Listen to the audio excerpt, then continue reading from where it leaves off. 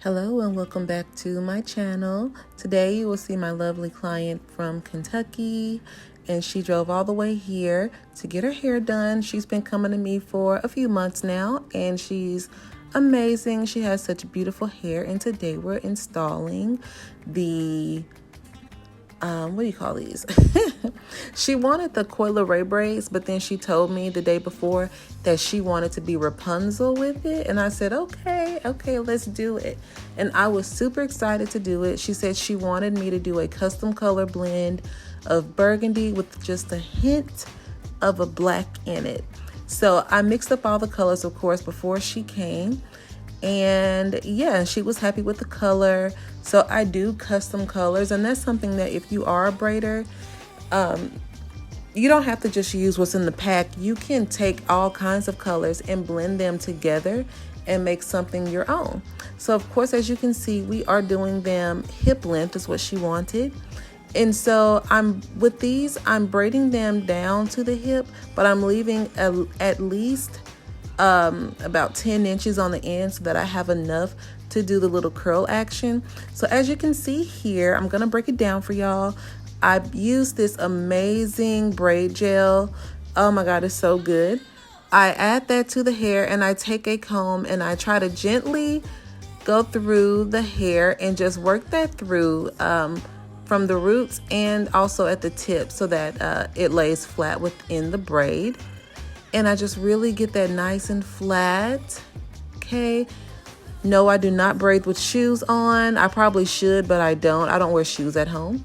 So as you can see, I'm adding these really small pieces of hair at the base because I don't want to put big chunky pieces of hair at the base. I feel like when I do it this way, it lasts a little bit longer and I have a better grip on the roots without it being so much hair to deal with.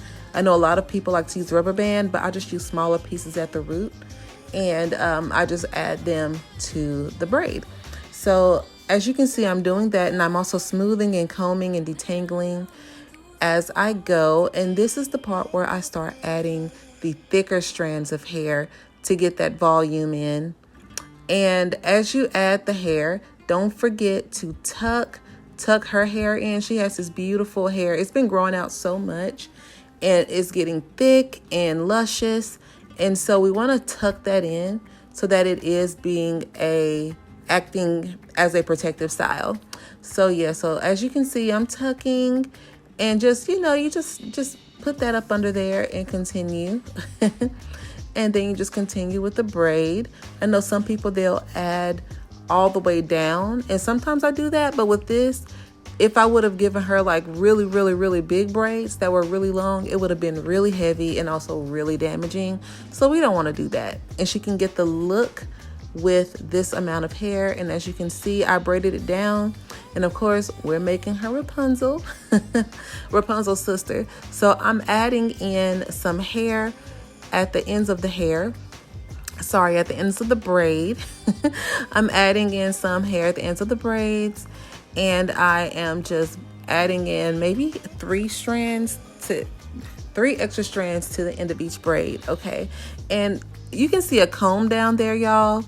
If you drop a comb, just don't pick it up. Just leave it there. It's totally fine. You don't want to put utensils that have fallen on the floor back into your client's hair. I'm making a slip knot here at the end, and I actually do 2 slip knots at the end of each braid to kind of hold it in place, and I drop it. You don't have to do that, but I like to do that.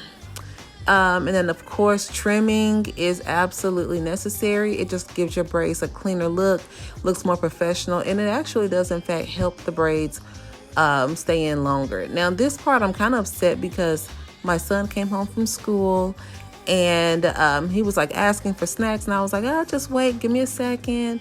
And so I didn't get to angle the camera correctly, but I did a Bantu knot at the end. So I did 4 Bantu knots. That's what you didn't see. And I dipped those Bantu knots, and I dipped it about halfway up as well in the boiling hot water. You want the water to be boiling hot. And I released the Bantu knot, and you have this cute little curly situation down here. You don't have to curl it. You can braid the ends in like big chunky braids and dip them and do a braid out at the ends. And the braid out look is like a wet and wavy look. It always looks good. So of course with these, I just trim the tips just to make it a little neater. And then I start adding the mousse. I use Cream of Nature. I've always used Cream of Nature. This is their setting foam. And I love the setting foam because it really does hold everything in place. As you can see, I dropped the towel. I always have extra towels around, y'all.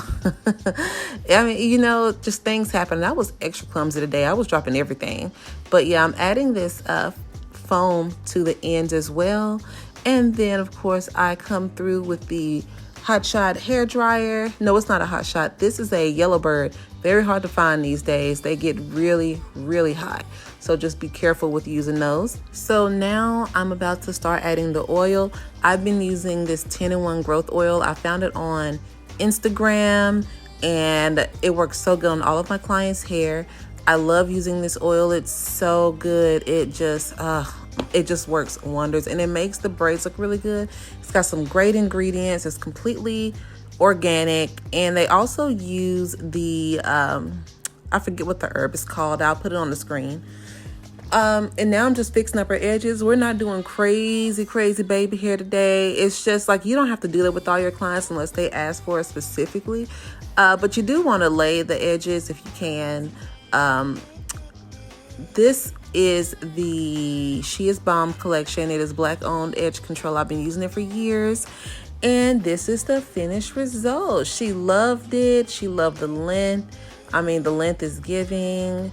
It turned out beautiful. Her braids look nice and full. And yeah, I'll see y'all in the next video. Bye.